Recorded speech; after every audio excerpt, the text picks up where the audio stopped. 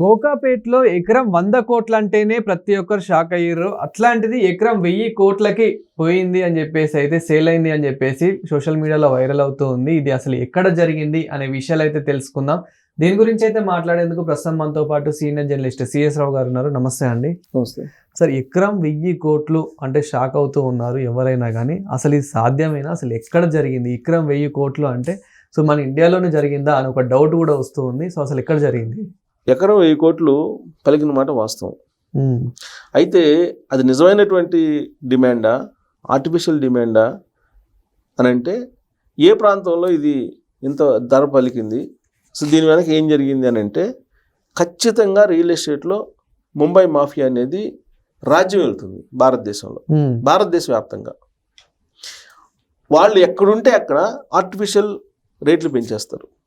ఆ రేట్ని బేస్ చేసుకొని మిగతా వెంచర్లు వేస్తారు, దీన్ని అమ్ముకుంటారు, వాళ్ళు వెళ్ళిపోతారు. ఇది వాళ్ళు చేసేటువంటి హై లెవెల్ క్రియేషన్, లేనటువంటి దాన్ని ఉన్నట్టు క్రియేట్ చేయటం. అందుకే వాళ్ళని ముంబై మాఫియా ఫస్ట్ బెంగళూరులో దాదాపు కరోనా ముందు ఉండేది, అక్కడ లాస్ట్కి ధర్నాలు చేసి పంపించారు వాళ్ళని. ఆ తర్వాత గుర్గావ్, అక్కడ అది నోయిడా దగ్గర, ఢిల్లీ దగ్గర అదే పని చేశారు. హైదరాబాద్ మీద అదే పని చేశారు. ఇది కరోనా తర్వాత ఇప్పుడు కూడా ఉంది. ఇప్పుడు అసలు మనకి హైదరాబాద్లో రెంట్లు పెరగడానికి కానీ లేదా ఈ భూముల ధర పెరగడానికి కానీ ముంబై మాఫియా కారణం. ఈ ముంబై మాఫియా ఇప్పుడు ఏం చేసింది, ముంబైలోనే ఉంటుంది కదా మాఫియా.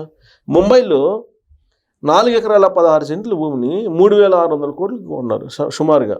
వేలం వేస్తే 3600 కోట్లు పలికింది. ఎవరు దీన్ని ఇప్పించిందంటే, దీన్ని ఎవరికి ఇప్పించారంటే ఆర్బీఐ కొంది. ఆర్బీఐకి ఇప్పించి ఆర్బీఐ వేలంలో పాల్గొంది. మరి ఇది కావాలని ముంబై మాఫియా తెర వెనుకుండి చేసిందా? ఆర్బీఐకి అవసరం, ఆర్బీఐకి ముంబైలో అవసరం, ఆ ముంబైలో ఈ రేటుకి పాడుకుందని చెప్పేసి న్యూస్. ఇప్పుడు దీని వెనక మాఫియా ఉండి ప్లే చేసిందా అని అంటే, ఇప్పుడు మనం ఎవరు అవుననుకున్నా కాదనుకున్నా, ఏ ప్రభుత్వం ఉన్నా, కేంద్రంలో ఏ ప్రభుత్వం ఉన్నా ఆదాని అంబానీ నడుస్తుంది అని చెప్పి అందరికీ తెలుసు కదా, ఓపెన్ సీక్రెట్ కదా ఇది. కార్పొరేట్ల హవా కొనసాగుతూ ఉంటుంది. కార్పొరేట్లు ఏ విధంగా మ్యానిపులేషన్ చేస్తారు, గవర్నమెంట్స్ని ఏ విధంగా నడిపిస్తారు తెర వెనుక ఉండి అనేది దగ్గర నుంచి చూసే వాళ్ళకి అర్థమవుతుంది. డైలీ పాలిటిక్స్ని లేదంటే ప్రభుత్వాలకు పరిపాలనకు సంబంధించినటువంటి న్యూస్ని చదివే వాళ్ళకి అర్థమవుతుంది. ఇది కాదనేటువంటి సత్యం. మరి ఇప్పుడు ఆర్బీఐకి ఇంత రేటు పెట్టించారు ఆర్బీఐ చేతనంటే దాని వెనక ముంబై మాఫియా లేదని చెప్పి మనం అనుకోగలమా? సో ఒకవేళ ముంబై మాఫియా ఉన్నా కానీ కేంద్రం ఏం చేయలేదంటారా? అసలు మాఫియాని ఏం చేస్తారు? దావుద్ ఇబ్రహీం ఇన్ని ప్రభుత్వాలు ఏం చేశారు? మాఫియాని ఏం చేస్తారు? మాఫియాని ఏం చేయలేరు. అమెరికా గవర్నమెంటే లాడెన్ని చంపడానికి చాలా సంవత్సరాలు పట్టింది. బిన్ లాడెన్ చంపడానికి, సద్దాం హుసేన్ చంపడానికి ఎన్ని సంవత్సరాలు పట్టింది ప్రపంచానికి? మరి ముంబై మాఫియాని పూర్తి స్థాయిలో లేకుండా చేయగలిగారు ఇప్పుడు? మరి లేదు కదా. ప్రభుత్వాల వెనక చాలా లాబింగ్ నడుస్తూ ఉంటుంది, కార్పొరేట్ లాబింగ్, మాఫియా లాబింగ్ ఇదంతా నడుస్తూ ఉంటుంది ఏ ప్రభుత్వం ఉందో. ఇప్పుడు నిజంగానే ముంబైలో అంత రేటు ఉందా? ఎకరం 1000 కోట్లు పెట్టి ఆర్బీఐ కొనుగోలు చేసిందంటే, ఆర్బీఐ అఫ్కోర్స్ ఆర్బీఐకి వాళ్ళు ఇప్పించారు, ఓకే, ఆర్బీఐ వేలంలో పాల్గొంది. అంత రేటు పోవడానికి ఆర్బీఐకి వెనక మాఫియా లేదనుకోవాలి మనం. ఎగ్జాంపుల్ చూద్దాం. సరే, ముంబై వ్యవహారం అదంతా మాఫియా వ్యవహారం అనేది అందరికీ తెలుసు. ముంబై అంటేనే పెద్ద మాఫియా అని చెప్పి ఆ డ్రగ్స్ వ్యవహారం, మాఫియా ఇదంతా ఉంటుంది అక్కడ. హైదరాబాద్లో తీసుకున్నాం. హైదరాబాద్లో మోకిలాలో కానీ కోకాపేటలో కానీ, కోకాపేటలో ఎకరం 100 కోట్లు అని చెప్పేసి వేలం వేశారు. వేలం వేసిన తర్వాత ఏం జరిగింది? వేలంలో పాల్గొన్నాయి. ఆ పాడుకున్న అతను అదేమన్నా రిజిస్ట్రేషన్ చేయించుకున్నాడా? చెప్పమనండి. ఆ రోజు ఉన్నటువంటి గవర్నమెంట్ని రిజిస్ట్రేషన్ చేయించుకున్నాడేమో. ఆ రేటుకి పానుకున్నాడు, ఆయన వెళ్ళిపోయాడు, పక్కన వెంచర్లు వేసాడు, అతనే ఆ రేటుకి అమ్ముకున్నాడు, బిసాన్ని ఎత్తేసాడు. రిజిస్ట్రేషన్ చేయించుకోవచ్చుగా మరి. 100 కోట్లకు పాడిన అతను రిజిస్ట్రేషన్ చేయించుకోవాలి కదా. ఇది పెద్ద మాఫియా. ఒక వెంచర్ పక్కన ఉంటుంది, ప్రభుత్వం దానికి సహకరిస్తుంది, ఆ వెంచర్ పక్కనే వేలం వేస్తుంది ప్రభుత్వం. ఆ వేలంలో ఆ వెంచర్ అతనే పార్టిసిపేట్ చేస్తాడు, 100 కోట్లకు పాడతాడు. ఆ పక్కనే ఒక 300-400 ఎకరాలు కొని ఉంటాడు. ఎకరం 100 కోట్లు అంటాడు, అక్కడే 10 కోట్లు కొని ఉంటాడు. 100 కోట్లు పక్కనే కదా, కోకాపేటలో 100 కోట్లు పలికింది, దాని పక్కనే కదా నాది కూడా 300 కోట్లు, 300 ఎకరాలు ఉంది. 10 కోట్లది ఎకరం 100 కోట్లు చెప్పేస్తాడు. అప్పుడు ఎంత ప్రాఫిట్ అతనికి? ఈ పోతే పోయినాయి డబ్బులు. ఇప్పుడు ఫస్ట్ టెండర్లో పార్టిసిపేట్ చేసేటప్పుడు డబ్బులు గడుచుకుంటారు, అయిపోతే పోయినాయి. అయ్యంత 10 లక్షలు 15 లక్షలు, అది లెక్కే ఉంది అతనికి. ఇప్పుడు గవర్నమెంట్ హైదరాబాద్లో వేలం వేసి ఆ వేలంలో పాడుకున్నటువంటి వాళ్ళు రిజిస్ట్రేషన్ ఎంతమంది చేయించుకున్నారు ఆ లెక్క తీస్తే తెలిసిపోతుంది కదా, అది ఆర్టిఫిషియలా నిజంగా పాడుకున్నారు అనేది.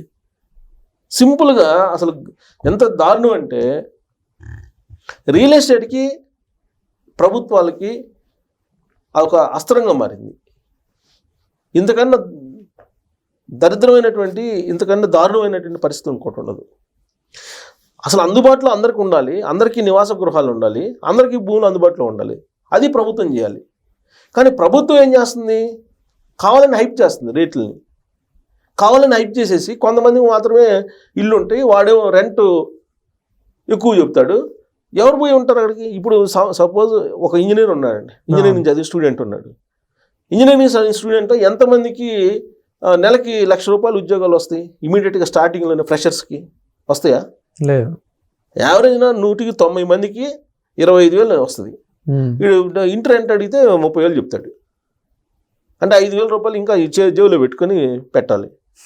ఇది కాదు కదా ప్రభుత్వాలు చేయాల్సింది. ఇప్పుడు అక్కడ రెంటల్ యాక్ట్ ఉంది, ఆ రెంటల్ యాక్ట్ని ఇంప్లిమెంట్ చేయాలి. తర్వాత మాఫియాని కంట్రోల్ చేయాలి, అందరికీ అందుబాటులో ఉండాలి. 10 మంది బాగుండాలి, దాంట్లో మెరుగ్గా ఉండాలని కోరుకోవాలి. కానీ 10 మంది పోవాలి, నేను ఒక్కడే బాగుండాలి అనేటువంటి కాన్సెప్ట్ కాదు కదా సమాజం అంటే. ఇప్పుడు ఏం జరిగింది? 2014 నుంచి 2023 వరకు తీసుకుంటే హైదరాబాద్లో హై రైజెస్ బిల్డింగ్ వచ్చేసినాయి. ఎట్టొచ్చినాయి? ఇప్పుడు నేను ఉండేది మాదాపూర్ ఏరియా అండి. నా చుట్టుపక్కల అప్పటి వరకు కాన్సికుల భూములు కానీ రకరకాల భూములు ఉంటాయి అక్కడ. ఆ భూములన్నీ ఖాళీగా ఉండేవి, ఎందుకు? కోర్టులో ఉన్నాయి కాబట్టి. నా కళ్ళెదుటే 2023 కల్లా మొత్తం హై రైజెస్ బిల్డింగ్స్ వచ్చేసినాయి. ఎట్టొస్తాయి? కోర్టు క్లియరెన్స్ లేకుండా. అంటే గవర్నమెంట్ పర్మిషన్ ఇచ్చేసింది, గవర్నమెంట్లో కట్టేసుకున్నారా, అయిపోయింది. కోర్టులో కేసులు నడుస్తుంటాయి, కేసులు పడి కేసులు నడుస్తుంటాయి. మనకు అయ్యప్ప సొసైటీ ఉంది, అయ్యప్ప సొసైటీలో ఎవరైనా ఒక బిల్డింగ్ని కలిగించగలిగారా? అది ఇల్లీగల్ కదా, అందరికీ తెలుసు కదా. నేను మన ప్రత్యేక రాష్ట్రం ఏర్పడితే మొత్తం నేను హ్యాండ్ ఓవర్ చేసుకుంటానని చెప్పి కేసీఆర్ గారు చెప్పారుగా. అయ్యప్ప సొసైటీ మొత్తం భూముల్ని నేను హ్యాండ్ ఓవర్ చేసుకుంటానని ఆయన చెప్పాడుగా. ఏం చేశారు కేసీఆర్ గారు? ఒక్క సెంటు భూమినైనా కానీ తీసుకోగలిగారు ఆయన? లేదు. మరి ప్రభుత్వంలో ఆయన ఉండి ఆయన ఏం చెప్పారు? అసెంబ్లీలో, అసెంబ్లీ బయట, గతంలో మనం ఆంధ్రాలో 1 ఎకరం అమ్మితే ఇక్కడ 3 ఎకరాలు వచ్చేది తెలంగాణలో. ఇప్పుడు తెలంగాణలో 1 ఎకరం అమ్మితే ఆంధ్రాలో 10 ఎకరాలు వస్తుంది, 100 ఎకరాలు వస్తుంది. ఇక్కడ కోకాపేట అమ్మినప్పుడు 100 ఎకరాలు వస్తుంది అని చెప్పాడు. అంటే గవర్నమెంట్ రియల్ ఎస్టేట్ వ్యాపారం అనేది ఒక బెంచ్ మార్క్ తీసుకొని ఎన్నికల ప్రచారంలో చెప్పాడు ఆయన. ఒక గవర్నమెంట్ ఎవరైనా సరే రియల్ ఎస్టేట్ బిజినెస్ని, రియల్ ఎస్టేట్ రేట్ని ఎన్నికల ప్రచారంలో చెప్తుందా? 100 కోట్ల ఎకరం పెట్టి నేను ఇంత పెంచానని చెప్తే అది 100 కోట్లకి రీచ్ అయ్యేటువంటి పీపుల్ ఎంతమంది ఉంటారు హైదరాబాద్లో? 10 మంది ఉంటారు లక్షకి. మరి మిగతా వాళ్ళ పరిస్థితి ఏంటి? అంటే ప్రభుత్వాలు ఇప్పుడు కూడా చెబుతున్నాయి. ఇప్పుడు కూడా ఇప్పుడు మొన్న ఎవరు అన్నారు, మల్లారెడ్డి గారు తిరుమల వెళ్ళి తిరుమలలో దర్శనం చేసుకొని ఆయన ఏమన్నారు? అద్భుతమైనటువంటి అభివృద్ధి జరుగుతుంది ఆంధ్రప్రదేశ్లో.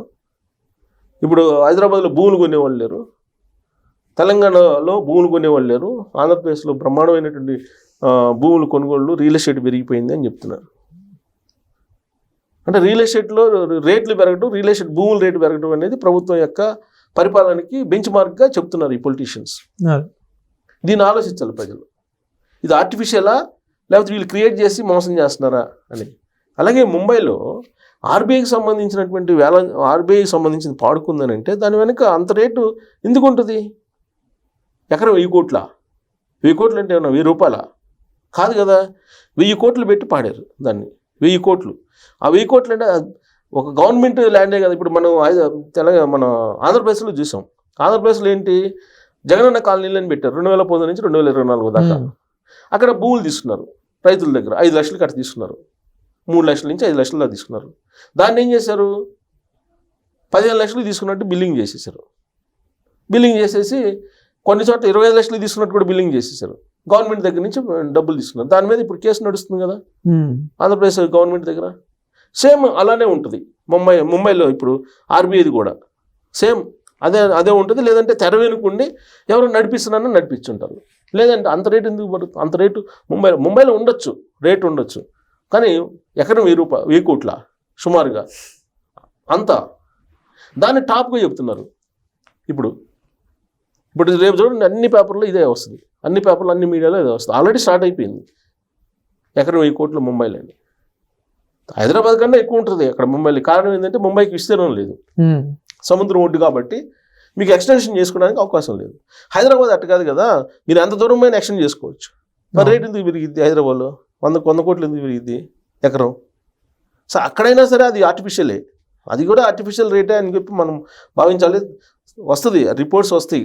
సెకండ్ వర్షన్ కూడా వస్తుందిగా. ఇప్పుడు ఫస్ట్ వర్షనే వచ్చింది మన దగ్గరికి, అది కూడా వస్తుంది. వచ్చినప్పుడు మనకు తెలిసిద్ది అది నిజమైనటువంటి రేటా లేదంటే ఆర్టిఫిషియల్ రేటా అనేది. సో ఈ ఆర్టిఫిషియల్ రేట్లు, ఆర్టిఫిషియల్ వ్యవహారాలన్నీ కూడా సామాన్య ప్రజల్ని బాగా నష్టపరుస్తాయి.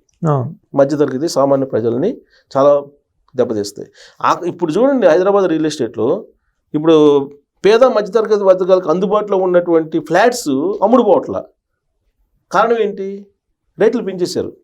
ఎందుకు పెంచారు అంటే ఆర్టిఫిషియల్ క్రియేషన్ చేశారు. ల్యాండ్ వాల్యూ పెరిగింది కాబట్టి బిల్డర్ ఏం చేస్తాడు? దానికి తగ్గట్టు పెంచుకుంటాడు. సో వీడికి కొనేవాడికి అందుబాటులో లేనప్పుడు ఈడేం కొంటాడు? కొనలేడు కదా. అందువల్లనే మీకు 70 లక్షల లోపు ఉండేటువంటి ఫ్లాట్లు, 70-80 లక్షల లోపు ఉండేటువంటి ఫ్లాట్లు అమ్ముడుపోవట్ల. ఇప్పుడు అమ్ముడుపోతుంది హైదరాబాద్లో 5 కోట్లు 10 కోట్లు ఇవి అమ్ముడుపోతుంది. అంటే ఎవరు కొంటారు? అయ్యి ఆ రేంజ్లో ఉండేవి ఎంతమంది కొనగలరు? రియల్ గ్రోత్ అది రియల్ గ్రోత్ కాదు కదా. అందుకే ఇప్పుడు హైదరాబాద్లో రియల్ ఎస్టేట్ పడిపోవడానికి కారణం. ఇప్పుడు రేపు బొంబాయిలో కూడా అదే జరిగింది. ఈ రేట్ని చూపిస్తారు అక్కడ, రేపు రాబోయే రోజుల్లో అదే జరిగింది అక్కడ కూడా. Thank you sir. Thank you.